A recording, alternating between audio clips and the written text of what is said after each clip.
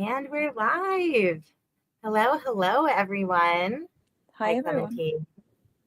I started to change my name so that it would say the book that I was going to read Mm, like 3 times, and then every time I would start it, I would say something and distract myself, and then forget what I was doing. that's okay. So I'm going to do that now. How's your week? Ugh, it's a crazy week for sure. Because, Mhm. it's the last week of classes. We have finals next week. Also, I traveled last week, so I came back and I had to deal with all this. First day back at school, at work, at university, it was actually the last day to send in for the graduating students. And of course they sent you like last minute some things, right? So the deadline was like 5 p.m. I sent it at like 9 p.m. And I don't think nobody says anything because like 5 p.m. is a thing, so unless you know. Yeah. But yeah, it was a whole thing. So, and now I have to finish all the grading. I do have one final exam to administer next week.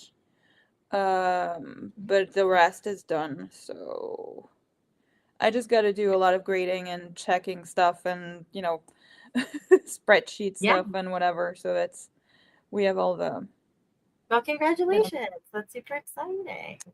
yeah. How are you? I'm good.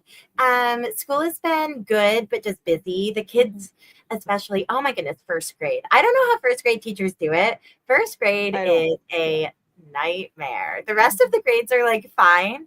Like kindergarten and pre-K are like cute and sweet. And second through fifth grade are like pretty capable and can like follow directions. And we're like Uh-huh. doing cool stuff. We get to like really do things.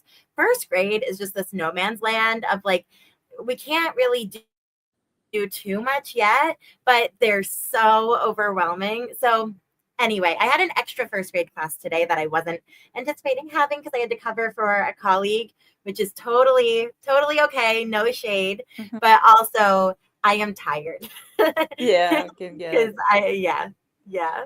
That's Michelle, that's very kind. I very. often don't feel like a saint. My thoughts are often not very saintly, but You are. You need really the are. support.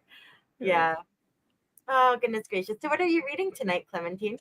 So I'm And if reading you the are mask. listening to us, also tell us what Oh you're reading no, in the chat. my bookmark just fell out. Oh no, that's a disaster. No, it's okay. I know where I was, because I don't stop, at the middle of a chapter. Hmm, Also these chapters are like super long, so I hate that. I hate this bit.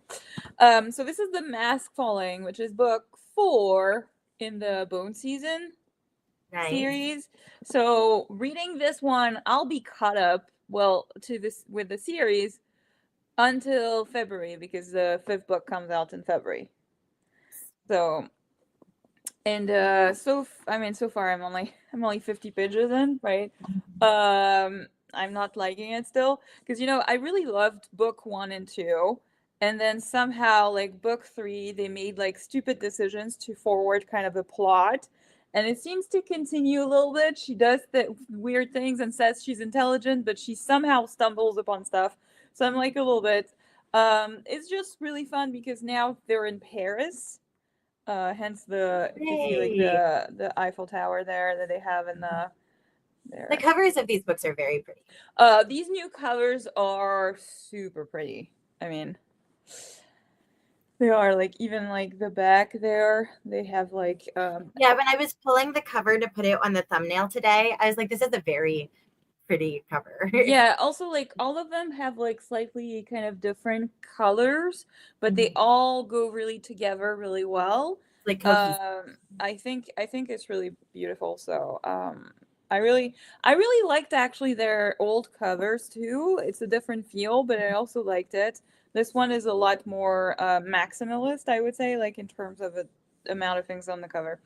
But anyway, so it's this like sci-fi fantasy blend, um, um, and I can't say much more about it. you Yeah, know, I mean it's a later book in a series, so I think yeah, that's fair. Yeah. yeah. Um, Yeah, I'll be reading Moonbound, which I have been eagerly anticipating Robin Sloan releasing anything novel length new over the last couple of years. I've been like every year or so I check on him. I like check his website. I'm like, have you done anything? And it's like, no. And it's like, okay, well, next time. So I'm really excited about this one. He wrote Mr. Penumbra's 24-hour bookstore, which I really liked. And that one's awesome. And then he also wrote Sourdough, which has like a light fantastical element to it, which I really liked. So this one seems more space centric, like very sci-fi, which I haven't read from him before. So I'm excited to dive in. I haven't started it yet. I'm in the middle of like a middling romance novel right now, and so I wanted something different for spring. So I was like, let's bring some starting a book energy. Sure. Because otherwise, I also started Royal Assassin, so I could read some of that, but like this is a very slow kind of pace thing. And I know I'm going to traveling and driving to Michigan, which is a 10-hour drive, so that seems like a good thing to put on. That sounds like the perfect time for that. That one's definitely comprehensible on audio too. Yes. Michelle, we were marching on Christmas Day. I'm assuming this is the title of Michelle's book that she's reading. Yes, I'm assuming too, but I don't know it. Yes, I'm not familiar with it either. So, Michelle, you'll have to update us on whether you are liking it or not. And with that said, do we want to jump into a sprint? Yeah. If anyone has any timing preferences, feel free to drop your general thoughts about timing in the chat, and we'll take them into account throughout the evening. Clementine, how are you feeling about timing right now? Well, I mean, those chapters are like 15 pages long, so it's not, and I am eyeball reading, so I'm reading pretty slow, so I don't really care. And I still have like, I have to read up until like 120 pages because you see, I'm like buddy reading. You see, there's some tabs there, so yeah. I'm late compared to my friend and my buddy read, so I do have to do that and read that. So. All right. Well, I know you prefer longer sprints. So why don't we start with a longer one and then see how far you get? Sure. All right. So I'll put 45 on the clock. I will be embroidering while we sprint tonight. So if you guys see me just like this the whole time, that's what's going on. I'm making hopefully no one here is related to me. I'm making like a mountain scene, like a snowy mountain scene for my mom for Christmas. It'll be like this big-ish, and it's very filled. I haven't done something like this before, but I've really wanted to. So hopefully it'll turn out. And if it doesn't, it'll just be a Christmas present for me instead of a Christmas present for my mom, which is also that's totally fair, and that I love that. Thanks. I appreciate how supportive y'all always are. Always super helpful. Your things are really pretty. You're doing really pretty stuff. So, and also you're finding the most cutest, like the cutest designs. I think I spend more time scrolling on Etsy than I spend actively crocheting. I can understand. Yeah, I can see that because it is really hard. There's so many things on the internet. Well, and this is probably a conversation for another time, but the amount of AI dodging I have to do for Etsy, like, embroidery patterns is quite a lot. So it does take, I don't know, not a ton of effort, but like more effort than we would normally. Anyway, good luck, everybody. I'm going to go ahead and hit start. Happy reading. Happy reading.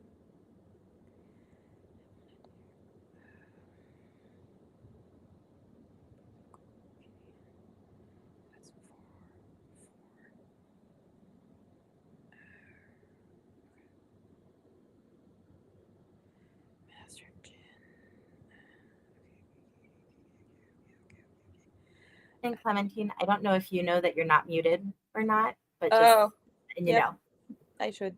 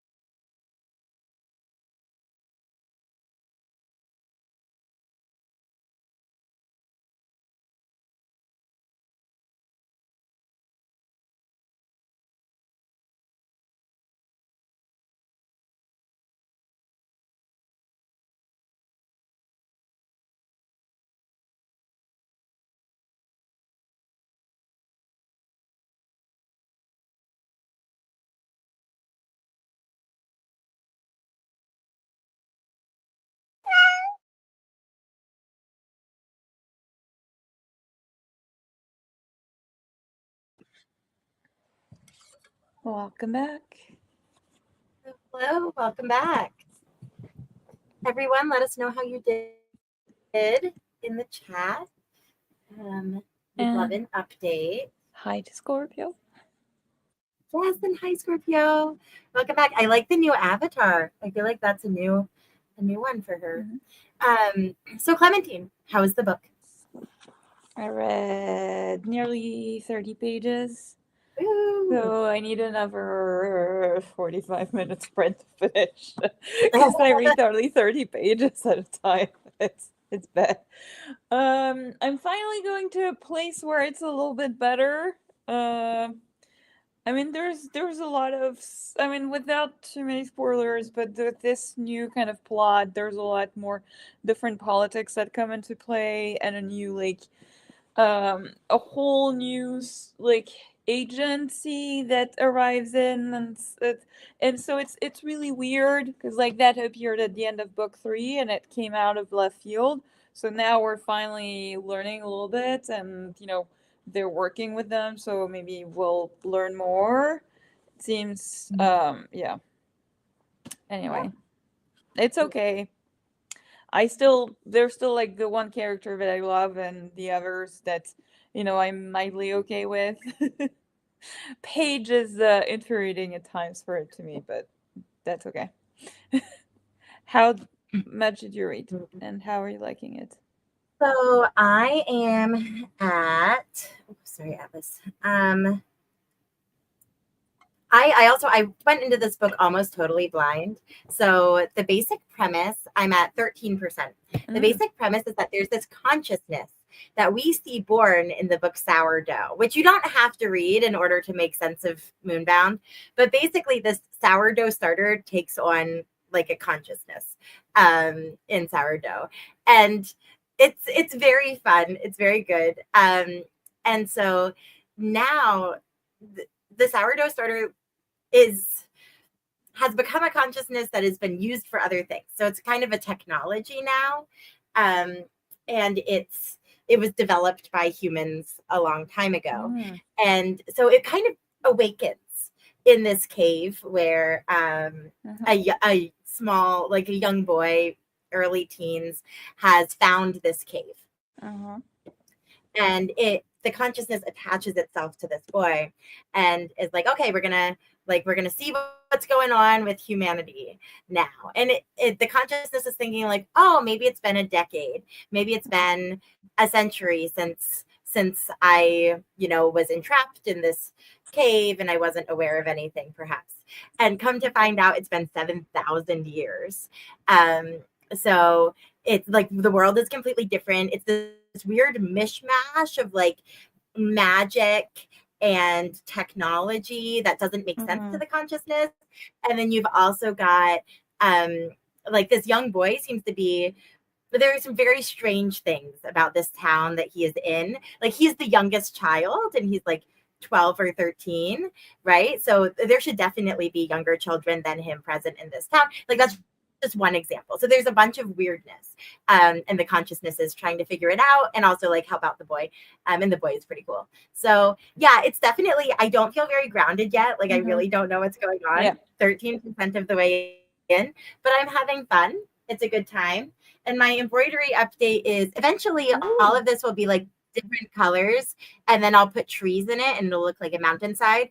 Right now I've just got this bottom section done. I did that one last night, and then I've got like half of this section done. So it's this one. I feel like my lighting is extra bad tonight. My lighting is always bad, but like today it feels like extra bad. So it's really hard to see anything. But yes. Hi, Maria. Hi, Maria. We're so happy you're here. I'm assuming you might still be at work with the time difference. Michelle ate dinner and read 10 pages. Wow, great. That's awesome. Thanks. I didn't read that spring. I was browsing on Kindle. I totally get that. I've been browsing on Audible because they have this Audible, like very big like sale for like a whole lot of things. So I put a few things like in my cart for now, and I'm thinking on them, but like yeah. I might buy a couple audiobooks because they're like $3-4, which is really good, right? Yeah. No, Es- that's awesome. Especially if it's series I'm already reading and committed to. So So, Clementine, the big question for tonight is, since it's our first sprints in yes. December, would you like to chat about the success of your November reading month? Whoa! So much success! I was pretty successful, honestly. Let's check my Yay. reading journal. Where's my reading journal? Come on. What did I do? Because like I think I read 16 books in November. Nice. So I read a lot, so it's not all that I read. But I did read a few books like on my Kindle Okay. that I had on audiobooks. So but like I read most of the books I read were 4 or 5 pages. So like I have, for example, like 2 4 stars. These I think I read at least some of them on sprints, right? Yeah. Murder Employer, which is a recommendation by Michelle, by the way. Really fun. Mystery book. City of Blaze, which is just like like a sequel to the City of Stairs, adult fantasy. I really liked it. That one is 4 stars too. Then I have a 4.5 star, which I also read a little bit of sprints. A Master of Jinn, which is a fantasy mystery blend, set in Cairo. Then I have 5 stars actually. Well, more than 4. Anyway, Gideon the Ninth and Harrow the Ninth. I read both of them. So it worked for you? Tarot worked for you? I don't know why, but it did. Okay, good. You know what? Don't question it. I'm glad that you No, I'm liked not. it. I It was really Okay, hard for so me. as you expect, right? I was there and like, what the heck is happening? Still like 2/3 of the way through this book, and I was like, what the hell is happening? I think I had some theories, and in the end, I was mostly like right with it. I'm really happy. Thanks, Scorpio. I'm really happy actually with getting through and continuing that series. So I actually ordered the third book to continue. Good. And I know the fourth book is coming sometime next year. So hopefully, and it should be the last one. So that would be good. And 2 books I absolutely love. This is my favorite book for a month, A Taste of Gold and Iron, which I knew I was gonna love, and I read also the sequel to The House in the Cerulean Sea, Somewhere Beyond the Sea. I would say this one is harder for me to recommend to people. I would say if you loved The House in the Cerulean Sea and felt like you just wanted more time with people in there, read it. Or if you feel strongly about J.K. Rowling and like, the trans discrimination and stuff, yes. And I love the acknowledgments that TJ Klune wrote at the end and stuff. I really liked it. So yeah, it was a great time. So it was Yay. successful. That's one kind of bummer about audiobooks actually is often, not all the time, but often the acknowledgments are not included in the audiobook. And that's kind of sad. I kind Yes. of wish, I don't know if any authors do this. I wish that authors would post their acknowledgments on their websites. Wait. For that audiobook, TJ Klune is actually reading his own acknowledgments. Okay, that's nice. I always like it when they do that. Uh-huh. Yeah. And when you read the acknowledgments, you understand why he did, because it's important to him. So Yes. I feel like, oh, interesting, Michelle. I've decided not to read any more books by her yeah, me personally. too. Me too. Yeah. I feel like our best collective success this year Yes. has been A Taste of Gold and Iron. Like both of Yes. us loved it so much, Mhm. which is awesome. Have you read Always Tadek and cracks the me. Princess yet? Did you get to it? No, I haven't read Tadek and the Princess because like Okay.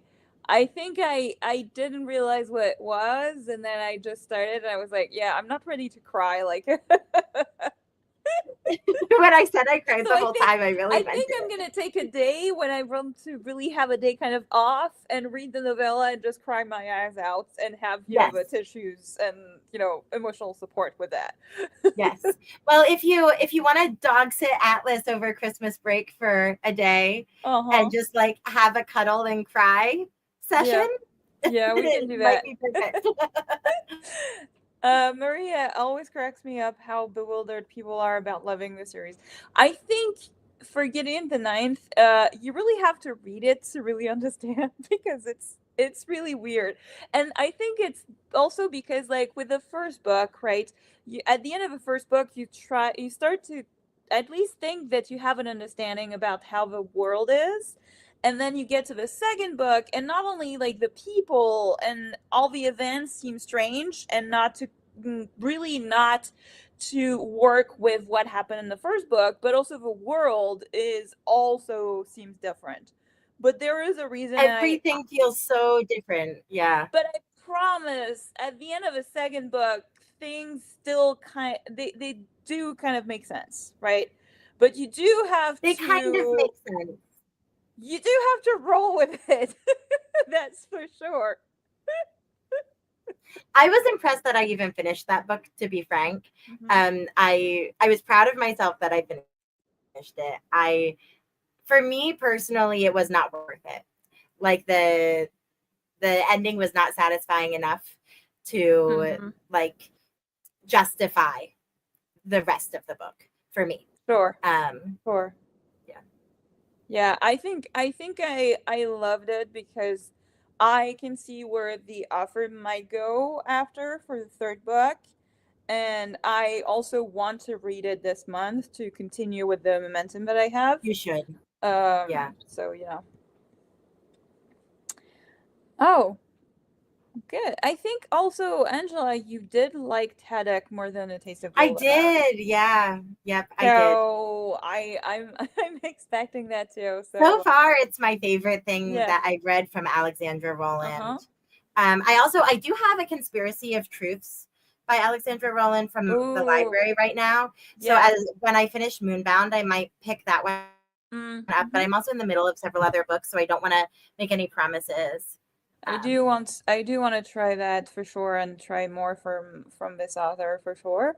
Also like in the books that I don't have physically, I actually continued the Blood Grace series by Vila Roth, which is a romantasy.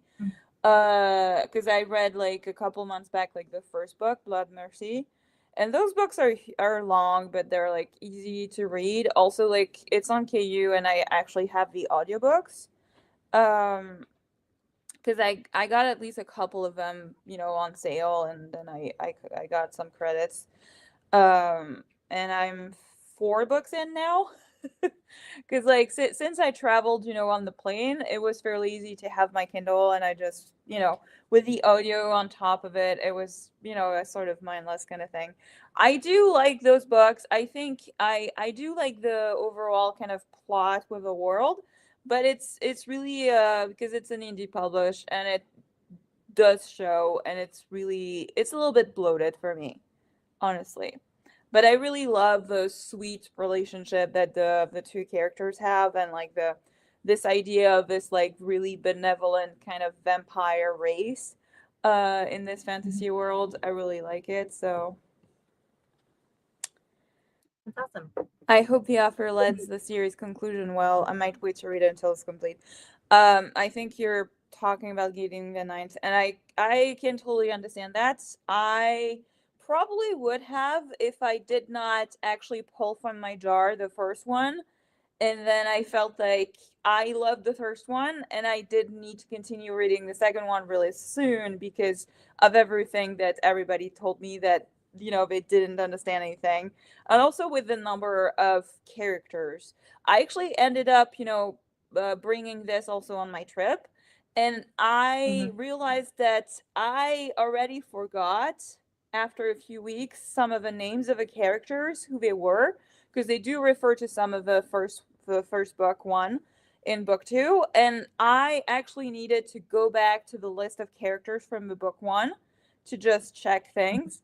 So I was happy that they Gideon the Ninth is on KU, so I could just download that and get it and just check that. Well, pro tip for anyone who, if you're, or even you, when you go to read Electo later, Yeah, Unresolved Textual Tension is a YouTube channel that does a bunch of podcasts, and they did both Gideon and Harrow on their podcast, and they do a plot recap as part of their nice. discussion. And I always find their recaps to be very thorough. Mm. So if you don't want to do rereading on that one and you're looking for a plot Yeah. recap, they would be a great source. So Yeah, I think I might, it depends when it comes out. If it's really like late in the game, I might need to.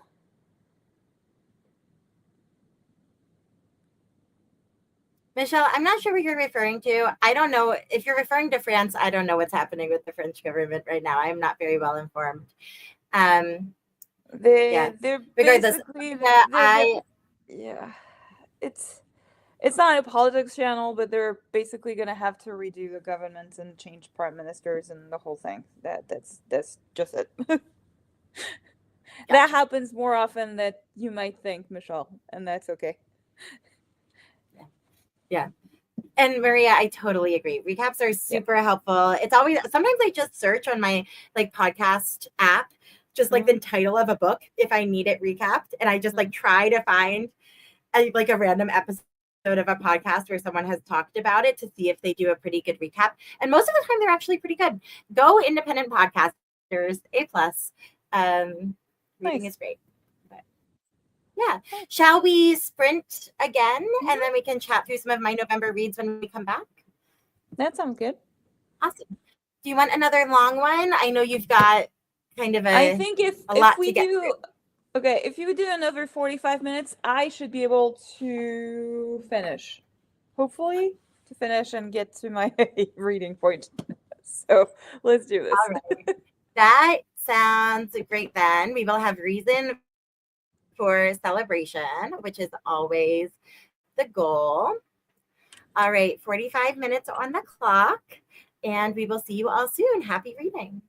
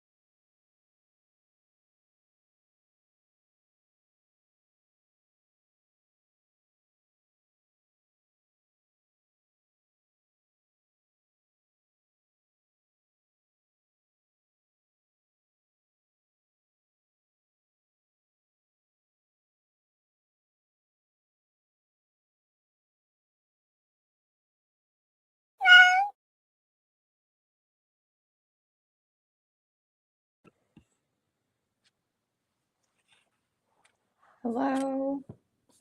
Hello, hello. I read 30 pages As soon and I as have you started, 10 pages sorry, go ahead. left. I have 10 pages left. Then we'll Oh, do a wait. short sprint next time, and you'll finish it up, and it'll be great. Yay! Sorry, I cut you off. I am at. No, that's okay. I am at 26%, and as soon as I started to understand what was going on, it like blindsided us. And now I feel confused again. I'm baffled. I actually think that if you really like something like Harrow, this might be a good book because it's just like generally very confusing. So, it's what it is. Hi, Laura Bell. I read 5 pages and then wrote a little bit. That's super fun. I love that. If you want to tell us anything about what you're writing, I don't know if it's a school thing or a fun thing or like a novel thing or, but let us know whatever you want to. What you're reading also. I don't. Yes, and also what you read for your 5 pages. I got so excited when I heard that someone was using our sprints for writing. I was like, yay. Alrighty. Cool. Are you still feeling the same way about your book, Clementine? I'm feeling better because mostly now we've had a few more, like 2-3 more interactions with my favorite character. But the main character is still being stubborn and stupid to me, but I know it's for the plot and for like waiting and for like, pining and all that, but like a little bit. Oh. Just writing for fun. Oh, nice. It's just putting my mental health stuff into fictional characters. Catharsis is really important, and that's good. And maybe it can actually turn into something at some point. Well, it sounds like a sort of fictional journaling, which sounds super cool. Yeah. Cold Mountain. I don't know that one. And also the 5th season. Oh, I can't. I have a Clementine unpopular did not enjoy the 5th season. Yeah, I have an unpopular opinion about that one, so that I've been going. It's on my list to eventually get to, so we'll see what I think of it eventually. Laura Bell, are you liking it? The 5th season is a pretty heavy book. Yeah, like emotionally heavy, I guess. But yeah, I'm gonna stop sharing the other screen so that we can take a look at my list. I do most of my reading digitally, either as ebooks or audiobooks, majority audio. So it's easier for me just to share my screen this way than it is to,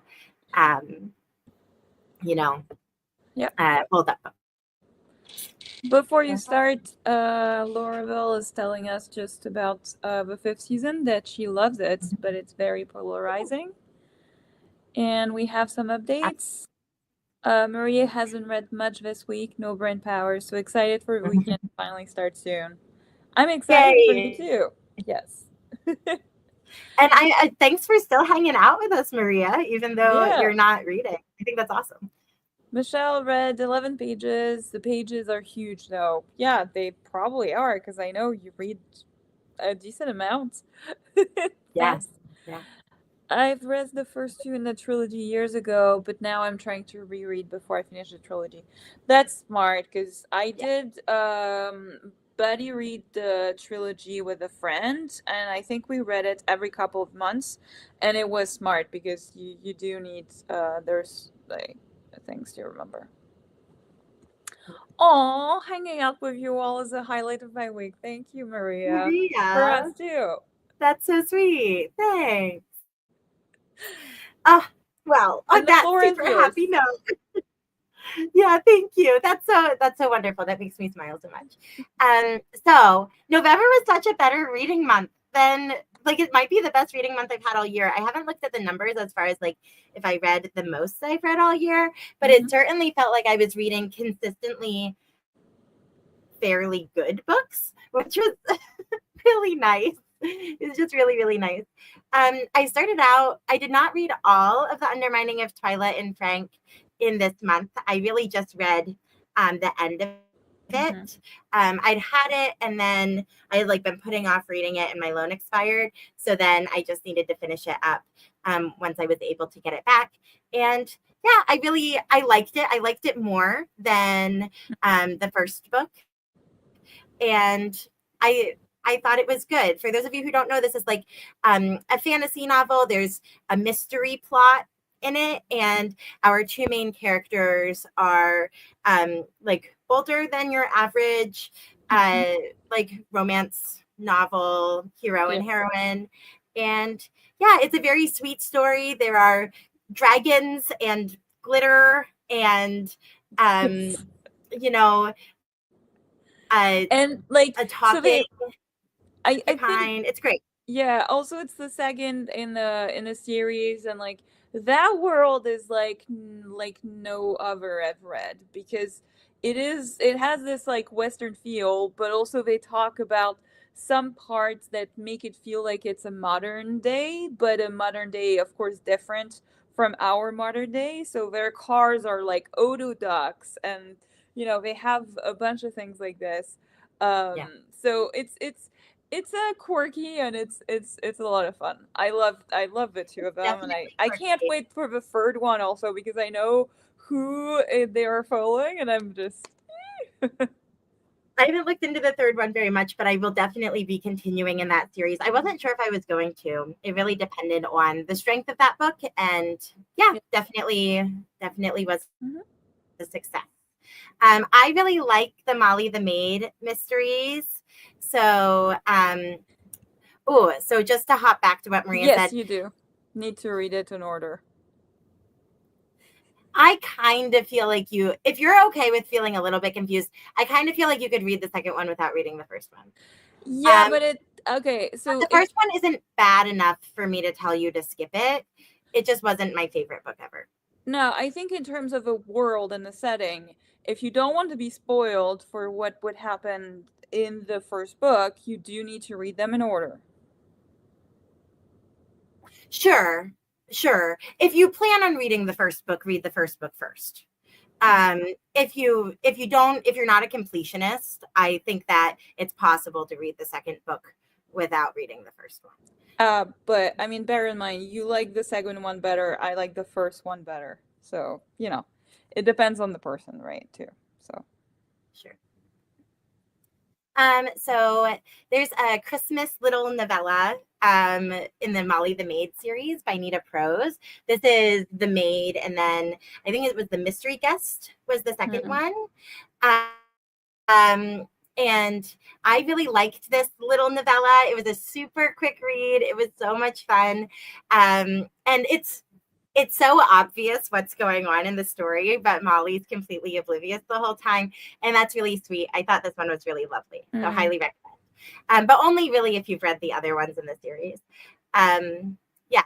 Sorcery and Small Magics. This is one that we should chat about because Clementine, I'm sure eventually you're going to pick this one up, I right? have it in my library, so I have to pick it up.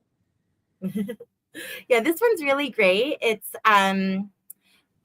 a like queer fantasy. It's Atlas, are you coming up or down? Up or down?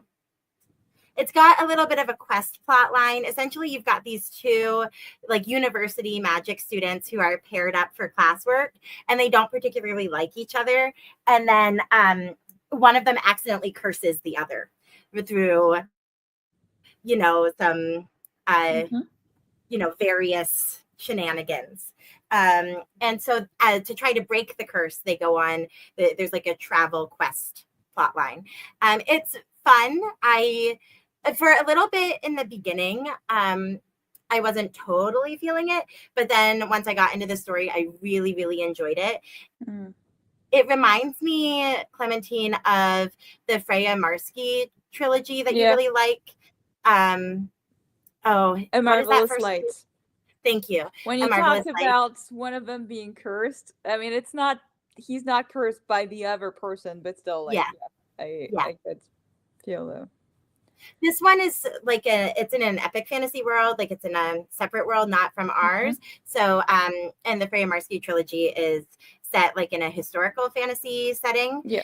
So they are like fundamentally different books, obviously. Sure. But yeah, I thought this one was really successful. Yeah. If you read My Roommate is a Vampire last year, I thought that one was fine, fun, did what it needed to do. This one was extremely similar as far as like vibes go. Like it was fine, it was fun, it did what it needed to do. If you read paranormal romance, I wouldn't say to avoid it, but I also wouldn't say like everyone needs to go read this book right now. It's not. I read the first one and I was very surprised how much fun it was when I read it. Mhm. But it was such a silly fun time. I just love this like vampire who didn't know how the mother world worked and stuff like that. It was such a ridiculous situation. It was funny. And I don't know if the second one would like deliver on on that much of a situation. But I think I did put the audio on hold from the library because it's a very easy listen, so I might at some point. But yeah. It I'm definitely attempts to capture that same energy of like someone who's a little bit socially incompetent, doesn't really know what the norms are, those sorts of things. Yeah, mm, yeah. It was fine. I'm glad I read it. This one, I'm not going to describe too many of my thoughts here because if you really want to hear what we think about this one, to go back to when we did our live stream reading this book, I enjoyed it. I think I really enjoyed the experience of it more than anything else. As I was reading, I was like taking notes and trying to figure it out, and then we were talking about it together as a group, and I think that really yeah. like I think that really made the book for me. I definitely would have stopped reading it if I'd read it just for myself and said like, or like finished it because it is available on Audible for free for me because I have Audible subscription, but like I would have been like, meh, Yeah, yeah. Okay, I'm gonna tell everyone not to read this book. A Life Catastrophe by Helena Hunting. This book is bad. It's not a good book. I honestly probably should have rated it even lower than it's rated. It's probably actually like a 2 or a 2.5. It is not a good book. The tone doesn't make any. The reason I read this book is because one of my coworkers was reading it and she was like, "This book is crazy. You have got to pick it up. It's absolutely bonkers. I don't know what's going on. Why does this exist? You must also suffer with me." And that's what we did. We suffered together. okay. The basic premise is that this man's mom is like starting to get Alzheimer's. Like she's going through the beginnings of dementia. And so he has to like put her in a home. So he needs someone to take care of her cat. And he doesn't know how to take care of cats at all. So he hires this woman to take care of her cat. And that's why it's called A Love Catastrophe, because she's a cat sitter. And she's like a famous cat influencer. She like trains cats.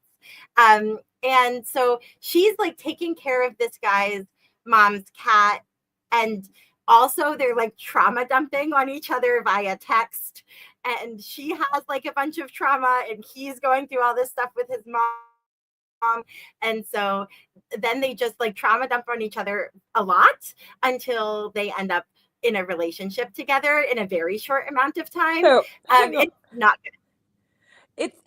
it just sounds like their trauma dumping is their version of flirting, which I'm very Yes. concerned. No, that's exactly what it is. And like the this book has the same tone problem that I have with Lucy Parker's books, but the tone skew is even worse. So the problem I have is that it's trying to be this like fun, silly rom-com, right? You'll have these like really like wild situations that happen that are like supposed to make you laugh out loud. And then you also have like these really traumatic, really heavy things happening. And the tone is not well balanced at all. And the author just isn't deft enough to have both of those things in the same story in a way that makes sense. And that was that's what led us here. But the premise itself is like kind of silly. I think the title is great. A Love Catastrophe. Oh, like I love a punny title. So A plus to the title, like D minus to everything else. But yeah. Yeah. I couldn't tell if you were about to say something, Clementine, or No, not. no, no. I was just looking at the at the cover a little bit because for me it's not too big, so I was just looking a little bit more. Yes. Sorry. Yes. No, that's okay. I just wanted to make sure I wasn't like talking over you. Yeah. Michelle has a very strong opinion. All cat books are bad. Is that where they use, are you saying where they use cat in the title or any books that involve a cat, Michelle? It Because I think might I be might the cat disagree there. puns, the books The with cat cat puns. pun. Mm-hmm. Yeah. Yeah. I just love any pun. Anything that makes me smile makes me happy. Mm-hmm. The Wood at Midwinter is this super teeny tiny little novella. It's really pretty and it's all illustrated. So I would definitely recommend picking this one up physically if you're going to read it. This is from Susanna Clark, and I didn't realize, I thought this was a new release. It actually wasn't. This is newly released as a book, but was released as like a radio dramatization several years ago, I think for the BBC. So I I really enjoyed it. I Mm-hmm. like, I thought it was fun for what it was, but it was relatively short, and I didn't like totally get it. Like I Mm. wish I did. It was very fairy tale ish, and like um this one just didn't quite hit as a fairy tale for me, but the reading experience I thought was really nice, and I loved all of the illustrations. Yeah. So Mm-hmm. it's a quick read, so it's an So afternoon. we have two agreed punny titles are the best. I didn't like Can't Spell Treason Without T, but obsessed with the pun. Right. So actually, this brings up a great point. This is totally off topic, but Clementine, how would you feel about me making you a quiz with punny titles where you try to identify which one like isn't, like doesn't exist? If I like, put some together. Yeah, I will Yeah. probably lose. And I love Because it. they're so I want us ridiculous. to do it. Let's do it because Okay, I'm awesome. pretty I sure I will would miss. compile them over Christmas, and we can have a day where we do like a reading sprint day where we do some funny pun situations. The number, so when I was compiling, Maria, I was thinking about this when I was compiling my series spreadsheet. So my series spreadsheet now has like more than 400 series on it, and so many of, especially the historical romances, Mm, are all bad puns. They're just yep. all really terrible puns. So And yeah, one thing you'll have to do is put them out of context without the cover or anything, yes. because that might, clue me in as to if it's a real one, Oh, yeah. especially, of the genre, because I will think that there's going to be a pun for those kind of things. Well, I think another aspect, I might do several types of questions in the quiz. I think another type of question I would like to have is I give you the title and ask you to give me the premise of, like, here's a romance book Oh, title. What do you think is the part of this title that's referring to a yeah, premise? yeah, No, I am not good enough, Maria. I cannot design fake book covers for this. yeah.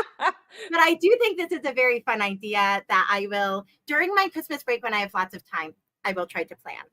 But Or I if I think, inspiration strikes. yeah, I think I could also do the same.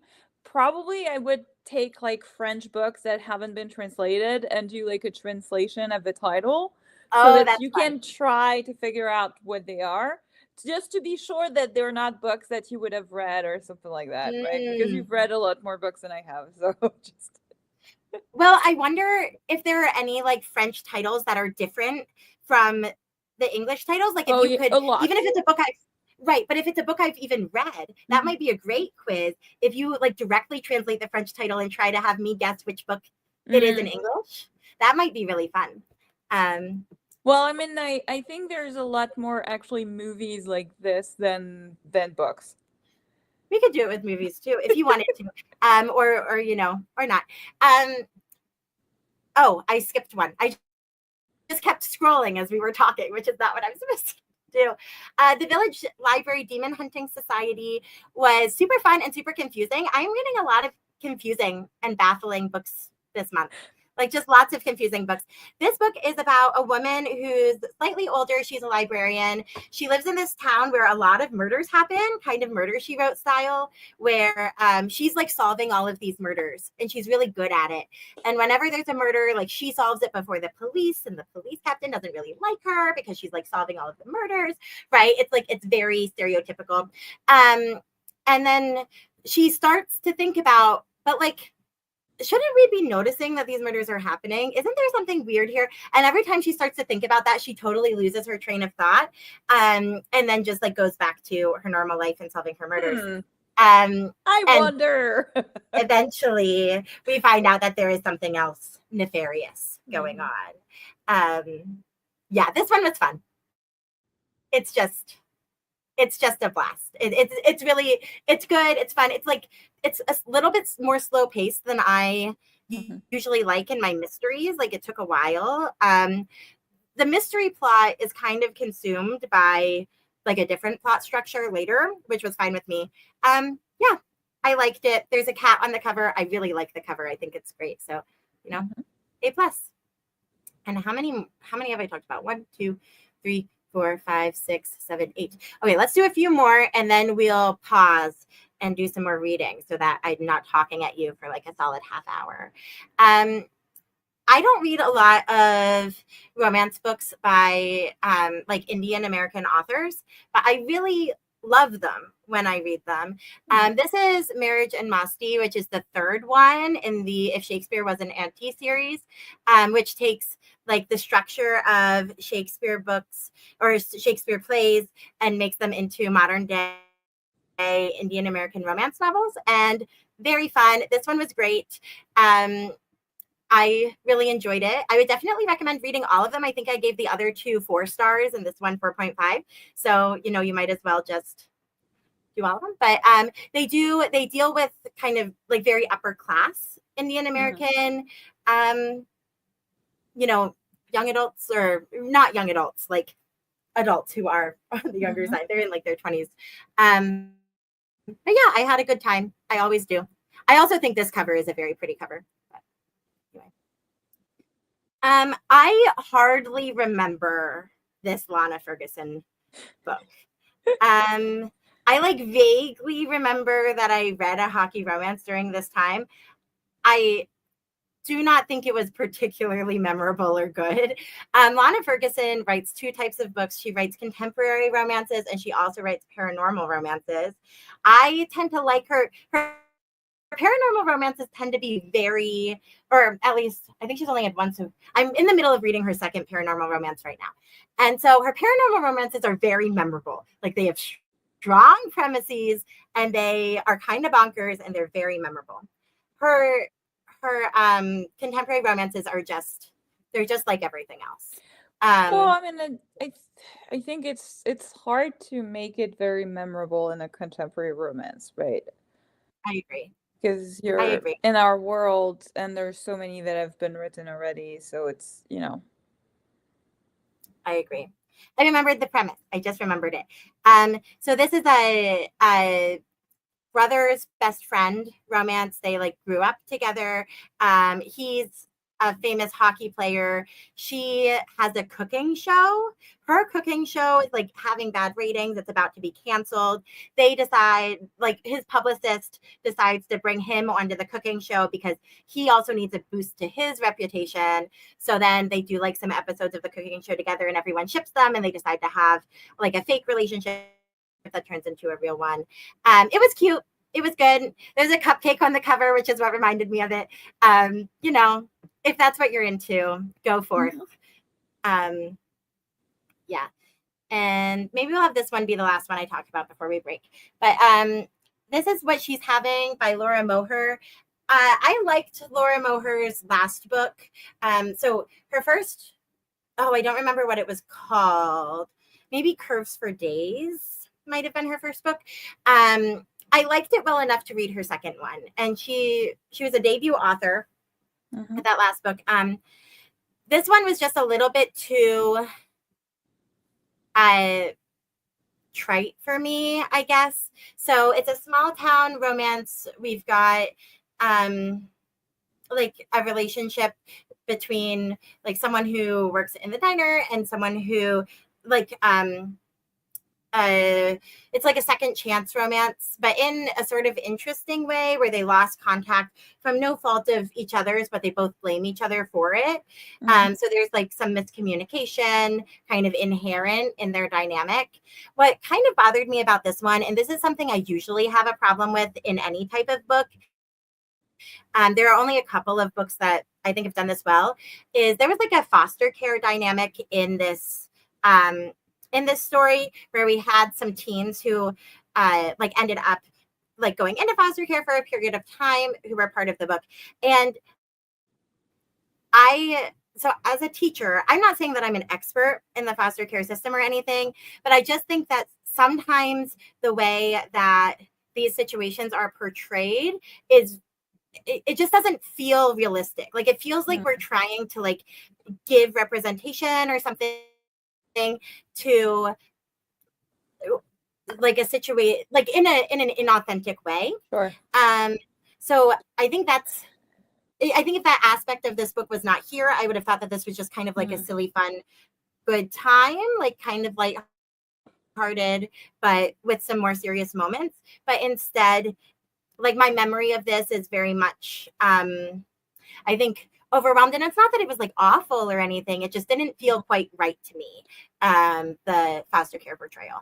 What I'm taking from it is that it seems from what you read that the author doesn't know about the foster care system and it was not read by someone who would know to make it more authentic.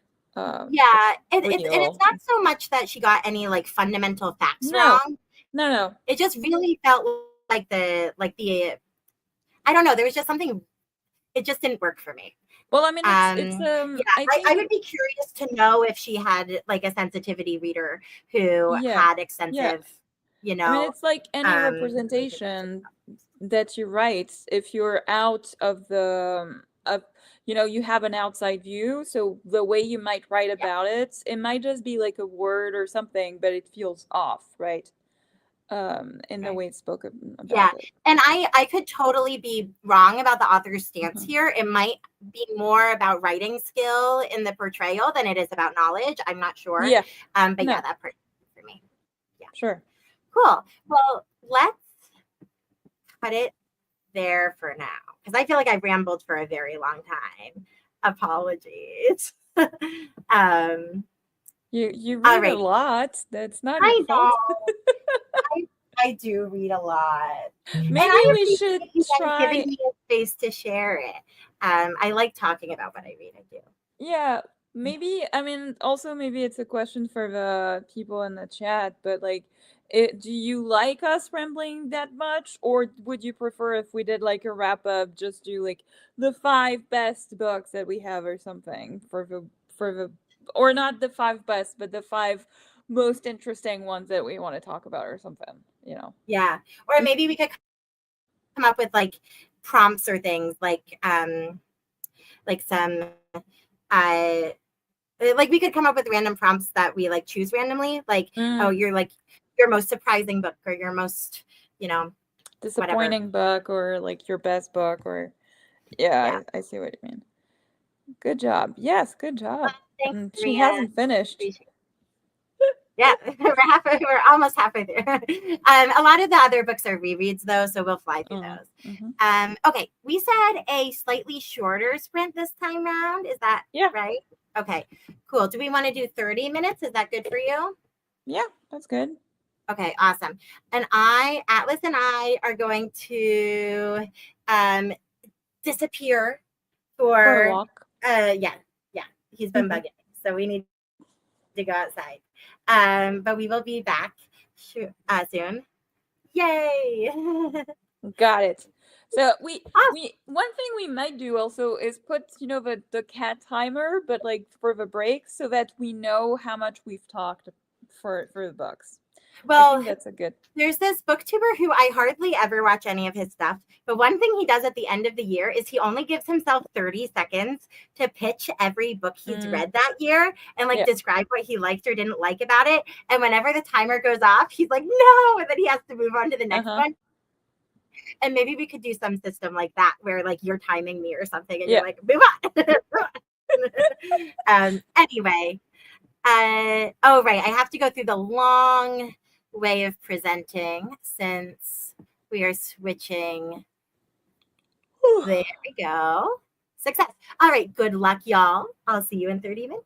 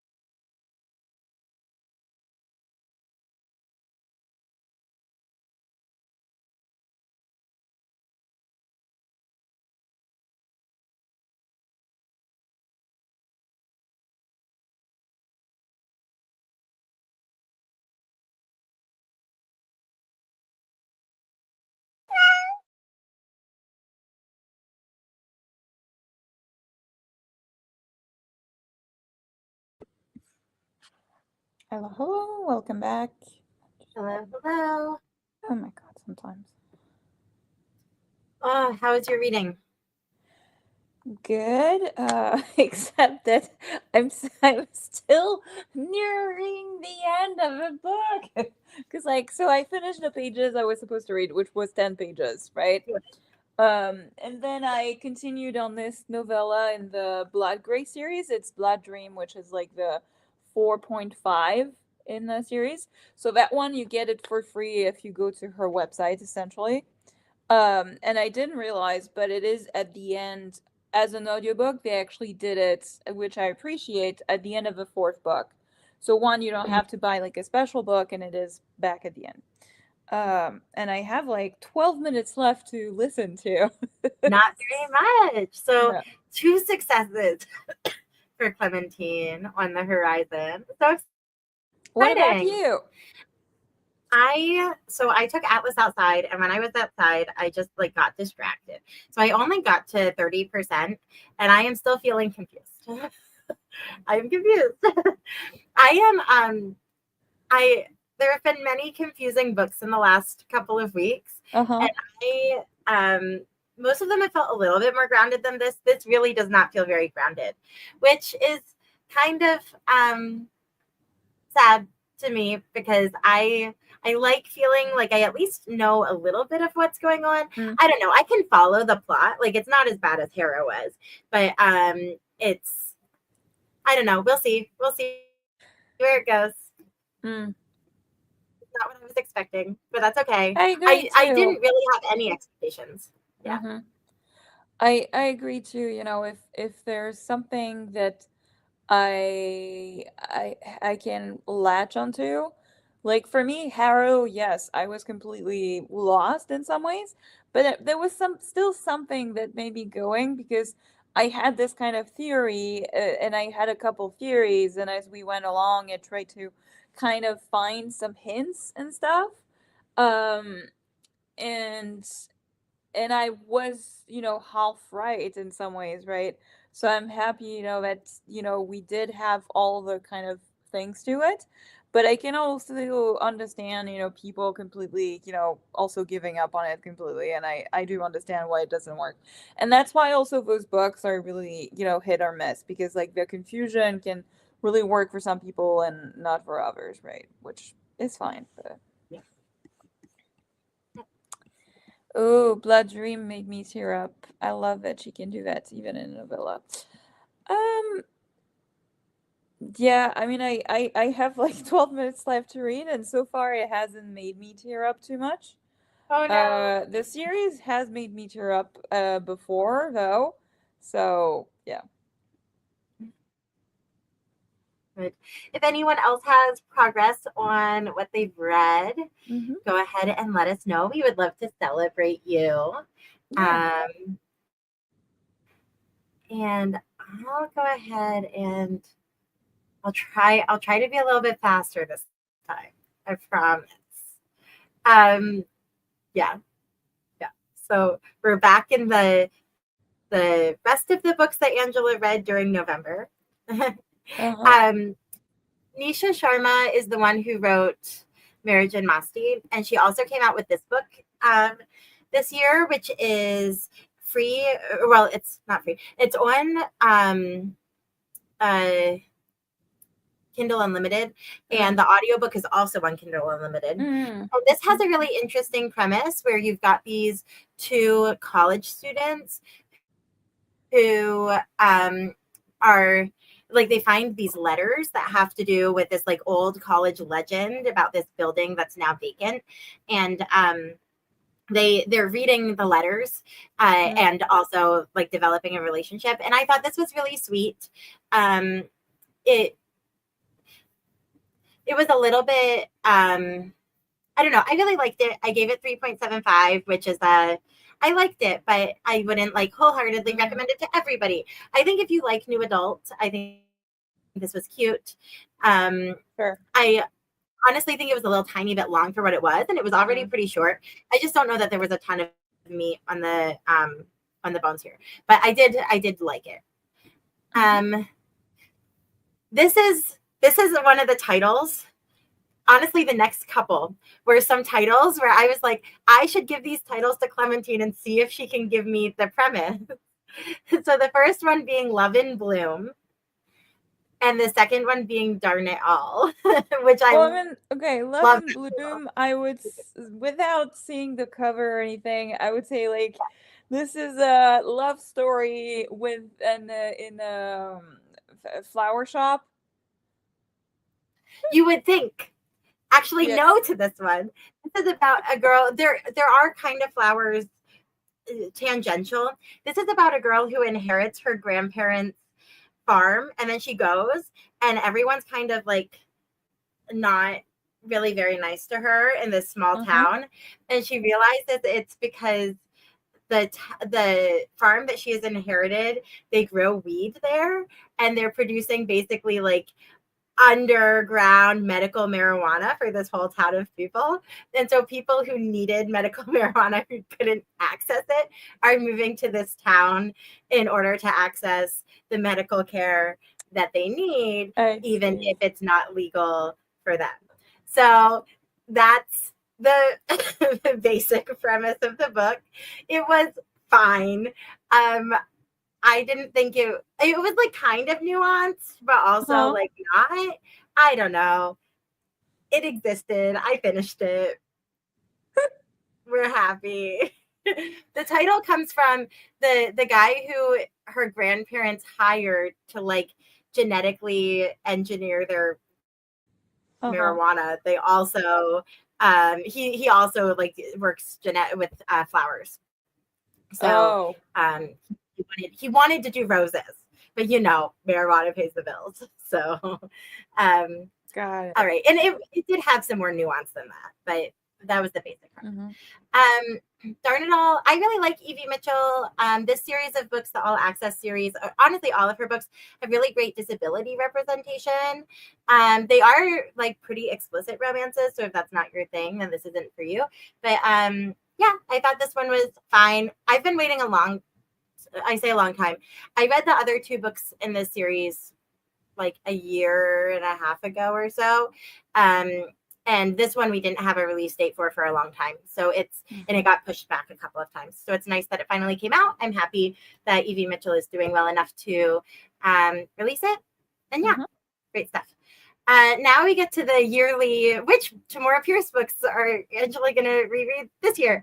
So I skipped the first book of the Circle of Magic series, which is actually the first set of Tamora Pierce books I ever read. I skipped the first one because I always read the first one and then I never read the rest of them. So I know the first one really well.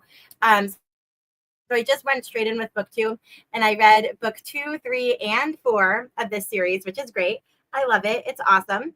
I listened to them all on audio, and I think the audiobooks are only okay. They're full cast audio, so you've got like the different voices coming in, which Mm-hmm. personally I don't love when I'm listening to an audiobook. They were also produced, the audiobooks were produced a long time ago, and they were doing the audio CDs and they were just turned into audiobooks. So it's definitely like an older style of audiobook, Mm-hmm. but I do love them. Just as a basic pitch, this series is about 4 kids who they're all like orphaned or abandoned in some way, and they all have secret magical powers that they don't know about. And then this guy comes and he finds them, and he brings them all to this little magic school it's really like a magic temple called Winding Circle, and they all learn how to use their magic, and it's really great and wholesome and cute. And they get their magic gets bound together in the first book, so they are a circle of magic, and they share some parts of their magic together. So Triss's book, they are fighting pirates, which is super fun. Deja's book is kind of environmentalism. I was like, wow, this was written in 1998. This is awesome. It's really about like forest fires and how like if you prevent all burning of fires all the time in forests, then you're going to get these really intense forest fires. Like if you try to prevent nature from doing what it does, it'll kind of like things often get worse. And then Breyer's book is dealing with a pandemic, which was interesting to read, considering that like the only other time I read this book was way before the pandemic when I was in middle school. So yeah, it was fun to revisit, and I really, really liked Breyer's book Uh-huh. the second time around. Then the kids all grow up, and they don't really grow up. They turn into like 14 or 15-year-olds, and they all find their own students who have magic. So I also read the first two in the series, Magic Steps. Sandry finds a boy who has dancing powers, and she helps him learn how to use his magic. And in Street Magic, Briar finds a girl who has like powers with stones, and he helps her come into her own. I'm in the middle of the third one, which is called Cold Fire right now. And that one I'm reading physically because there actually isn't an audiobook for it. So all of these other audiobooks were produced, however long ago. And then the last two in the series they didn't do. But then there's another sequel series that comes after this series. And all of those audiobooks exist. So it's just these two, like right smack dab in the middle that don't have weird. audiobooks. It's really strange. So I don't know if the audios just weren't selling well back when they were coming out. That would be perhaps my guess. This one I talked about in sprints before, so I won't go over it too much. The Ornithologist Field Guide to Love is a silly, fun, light, happy, magical travel romance good time.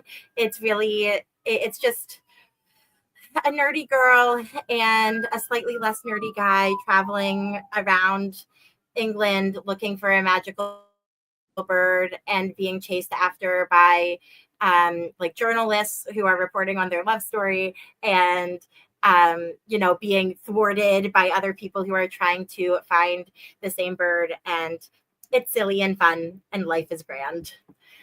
Did you read the X-Hex, Clementine? No. And I don't think I would like it. No, I mean, the X-Hex came out that same year that like a whole bunch of other kind of witchy romances started coming out. There was really like just this influx. Yeah. Years ago. To be fair, I don't think I would hate it. I would just think it's okay, right? And so I'm like, no, these are aggressively like middling. I think I rated all of them between like 3.25 and 3.75 stars. Like they're all just like aggressively mediocre, which is fine. This one I thought was slightly less good. It's got a time travel element in it, which was interesting, but they give the time travel a lot of stakes. So they're like, if you don't get back, you might die. You might just disappear and not exist anymore. And then they'll be like traipsing off into the woods to make out with each other. And I'm like, but aren't you worried about the fact that you might die if you don't figure this thing out? Okay, I'm okay if you make the time travel silly because it's really hard to make it. Usually there's something that doesn't make sense in the time travel anyway. But like if you give it like high stakes, please, like there's just, if you give us rules, stick to the rules. Like, well, it's not even that the rules are changing, though the rules are not particularly clear. It's just that like the characters aren't acting in it. One minute they'll be like, we're so panicked, and then the next minute they're like, why don't we like have a full night's sleep? Great. You think you're gonna die in 48 hours? What are you doing? Yeah. Agreed, Maria. It's a great book. It's great. It's very fun. Also, very lighthearted. Her other previous series also is quirky, lots of fun. Really different.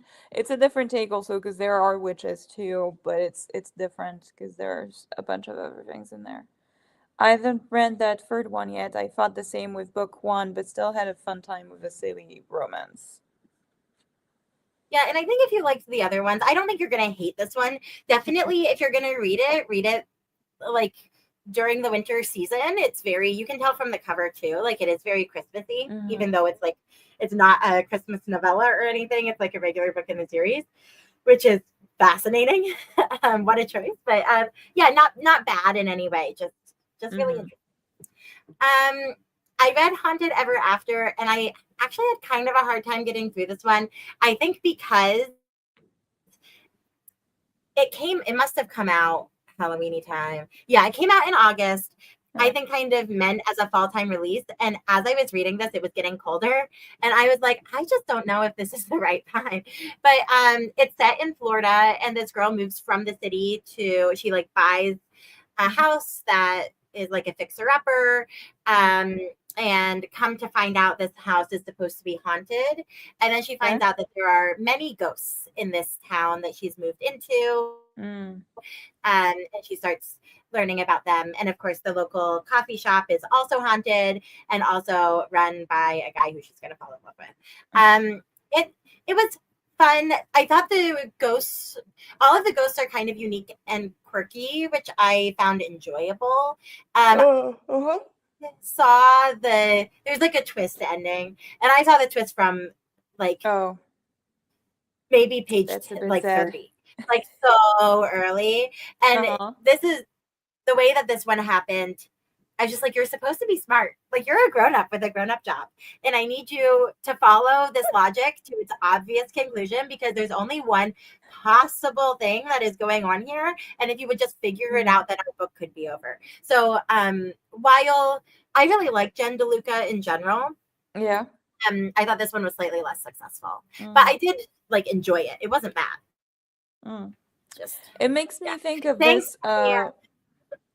of this mystery novel series that was featuring this like FBI agent that somehow she was like on a raid, and she somehow touched in this castle this part, and she traveled back in time, and then she tried to find a way back, but of course never did. She fell in love with someone else, but she was like essentially using her modern, like knowledge and her FBI knowledge to gather thoughts and, solve murders. But like the murders mysteries, they were not even mysteries anymore. It was like 20, 30, 50 pages in, where you like 10 pages after you actually are aware of a murder, I could already tell you what was happening. Maybe not tell you the names even of the people, because I would know who was the murderer even before I met the person and know their name, right? It was at that point. And I read like 3-4 of them because I was mildly interested in the subplot for the time travel part and the romance, but nothing happened. It was like, okay, so I stopped reading. Yeah. No, I get that. When you feel smarter than the characters and the characters are supposed to be really clever, I find that to be frustrating. Yeah. This one was really a surprise standout because I had never heard of this book before.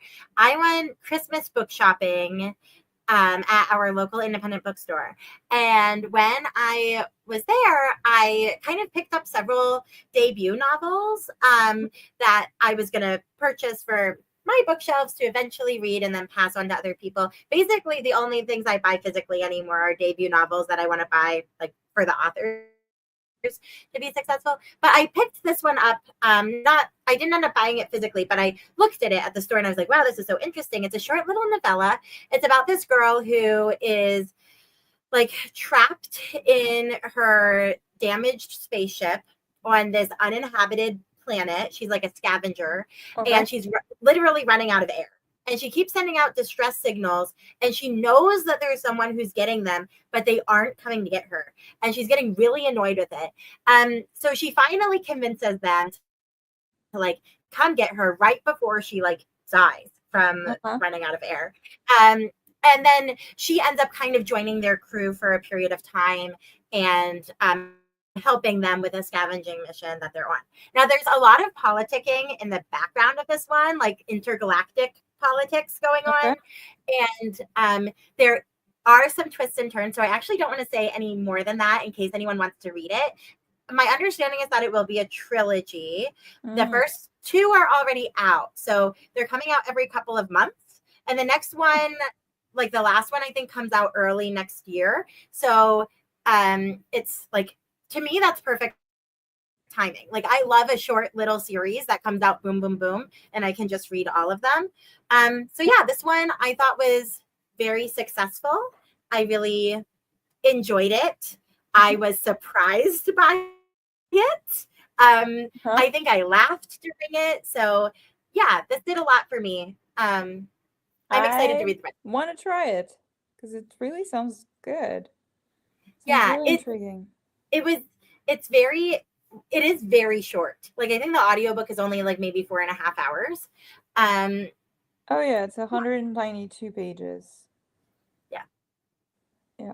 yeah. I personally like it. I have no idea if it's going to work for you, Clementine. I don't want to say anything to spoil it. There's one specific like element of a story that if you don't like this Mm. trope, I'll say this book really won't work for you. But yeah, we'll see. Oh, and it's available on, at least through my library, it's available on Hoopla. So if you have a library card and if you use Hoopla, the audiobook is available in there. Which is great. I found it on my other library on Libby too. So Yay. I have other Perfect. books to read right now, but at some point, yeah, it is. Yeah. Then Came You is, I like to think that my roasting can at least bring you a little bit of entertainment, Maria. Then Came You, talk about roasting. Then Came You is a historical romance novel written by Lisa Kleypas. It was originally published in 1993. So our perhaps expectations of what is a good romance novel have, I think, changed in the last like 30 years or so. And also, bye, Maria. Enjoy your dinner. See you next time. Bye. Um, but then came, this is, so I read the second book in this series without reading the first one. Like a while ago. And when I was making my series spreadsheet, I was like, oh, there are only 2 books in the series. I already read the second one. I'll just hop back and read the first one. Easy peasy, finish it up. This book wasn't good. It falls into a lot of the pitfalls that historical romances do, where like some elements of it are overly reliant on like the social situations of the historical context, and then other times those don't seem to matter, so like the logic is off. And I also just didn't love the characters very much. I don't know. This book did not work for me, and that was kind of sad because Lisa Kleypas is really a go-to for her present day work. I really love her stuff, but I think maybe stay away from her stuff published before like 1995. I mean, that's, which is fair. to be fair, that's what also they say about Tessa Dare's earlier series also. Yeah. So, I don't think it's just that author. It's just the pitfalls of writing for over like 30 years. Yes, absolutely. There was a surprise Allie Hazelwood that I didn't know was coming out that was just recommended to me on Hoopla, actually. And I was like, wait, Allie Hazelwood had a new book? What? So it's a short little novella. I think right now it's an audio exclusive. I thought it was fine, but it might be one of my least favorite of hers. And she's kind of notorious for putting her characters in situations that don't make sense.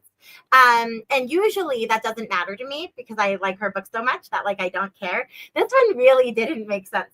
So these are about these 2 video game like development companies, one of which is very good at creating like combat video games, and one of which is very good at like storytelling and storylines and like role play video games. So there's this book series that they're going to try to adapt into a video game, and the people who are hiring these companies to adapt the story into a video game need them to work together so that there is good combat and also good like role playing and storytelling. And this book relies entirely on like a 5-year-old miscommunication where like they met 5 years ago for like 2 minutes. They had a miscommunication, and then they've avoided each other ever since. And then as soon as they figure out what's actually going on, everything's fine and there are no longer any problems. And yeah, so like the 2 teams are supposed to hate each other. And so they're like messing with each other or whatever. Yeah. They go on a retreat together. They go on a retreat to like see if the 2 teams can be friends and work on the game together, or if it's not going to be successful. And it was fine. it was fine. I did enjoy it. It's Allie Hazelwood. I usually like her stuff. It was very accessible. I had a good time, but it was not a standout. And when I go into an Allie Hazelwood, I'm always hoping for a standout. So yeah, don't read it, Clementine. You wouldn't like it. Right. I know I won't read any Ellie Hazelwood. I know it's not for me. I tried 50 pages of one of her books and I was like, yeah, it's not for me. It's just driving me up the wall. The characters, the way it's written, all of it, and I'm like, I'm not gonna hate read or do anything. If it works for other people, that's great. Sure. Yep. And last but not least, I've had Outlander physically for a really long time, and I wanted to read something off of my physical TBR. And I had, whenever I go home for Thanksgiving or Christmas, I like to pick a long book, like a long, usually fantasy novel, usually like a romantic-y situation, to read, like to listen to the audiobook as I'm driving home. And so this time, the one that I could get from my library and that seemed to be like the easiest was Outlander. And I actually enjoyed it more than I thought I was going to. This was part of my like pile of shame. I had started this one maybe a year ago and I'd read maybe 4 or 5 chapters and then just like totally left it. I was just bored. But then this time round, I actually got through like the introduction section. It's not called an introduction, but I got to like the inciting incident.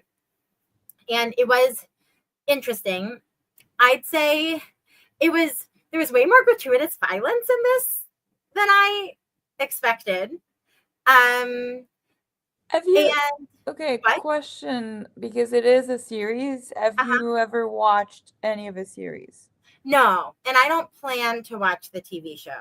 I'm Sure. not a big TV show watcher. Have you? I have watched I think the first season. So we I didn't probably know the same amount ish. I don't I'm think not I going to say anything. finished the first season though. I think I watched like maybe 3/4 of it. Okay. And yeah, it is brutal. A little bit. It's like really brutal, and there's quite a lot of like sexual assault content in it Mm-hmm. that I like Mm-mm. probably could have guessed if I had thought about it very hard, but like I Yeah. guess I didn't think about it that hard. I don't know. I did like it. I thought it Mm-hmm. was like really well done. I thought it was well written. I mean, I don't think this is your thing, Clementine, but if it was your thing, I would say I think you get attached to the characters pretty quickly. Yeah. So like I do think it's a pretty character driven book. And I did enjoy it. I do plan on trying a couple more of the books. I don't know that I'm going to necessarily read all 10. Yeah. But That's a long commitment. I know that's a big commitment. So I'm not Especially, necessarily holding myself to that. I mean, But especially with the size of the books, right? It's just, if it were like 10 books but like novellas, it's not the same. yeah, Here, especially with those like huge tall paperbacks kind of 850 thing, pages. Yeah. yeah, it's like 1,000 page, right? Kind of Yeah. deal. Yep.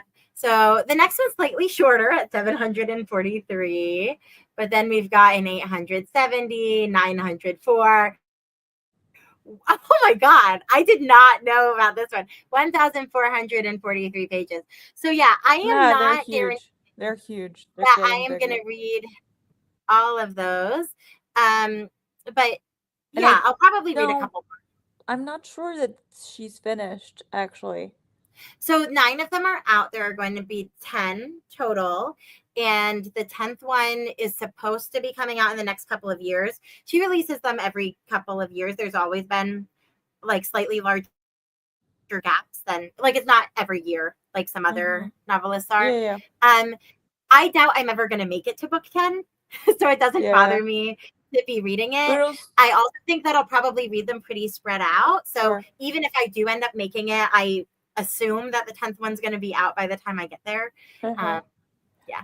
Based on my little knowledge of a TV show, though, it does focus on the person, but then a little bit more like there are like decades kind of apart, and they talk about like her daughter and all those things. So we might have like a sort of shift also in perspective and be like a sort of generational story also a little bit. Perhaps. Right now, I think you actually Or know way more than I do. She doesn't even have a daughter at the end of this book. So, oh, she yeah, I doesn't have a daughter at the end of the first book, at the end of the first TV show, oh, okay. the series. It's just I saw some ads for like later seasons. When I Oh, oh, gotcha. Yeah, yeah. I wouldn't want to know many more details about any future things. yeah. Um, Me too. I but mean, I yeah, just saw like some images where they seemed really aged, the characters aged up because they had like white hair, a little bit of white hairs and everything like that. So, yeah. It's, yeah, anyway. yeah. It'll be interesting if I end up continuing. Um, yeah, yeah. A weird but good reading month for me. That counts as a successful reading month in my books. I think certainly I do think it's the most books that I've read in any month this year so far. Which is nice. It's Def nice to feel like I'm back on the reading wagon. Yeah, Sure. normal pace. Cool. Do we want to do one more sprint tonight, Clementine? I'm feeling a little bit tired with all the work that I have to do, so I don't think I can do a full sprint. So I think Very that was fair. our last one. I'm Yeah. sorry about that. Next week we can totally do a little bit more sprints. No, that's not a problem Although, at all. yeah, we'll have to see. Yeah, yeah, we'll figure it out. Alrighty, then I think that brings our evening to a close. We will be sprinting again next Thursday. Yep. Bye. Bye, y'all.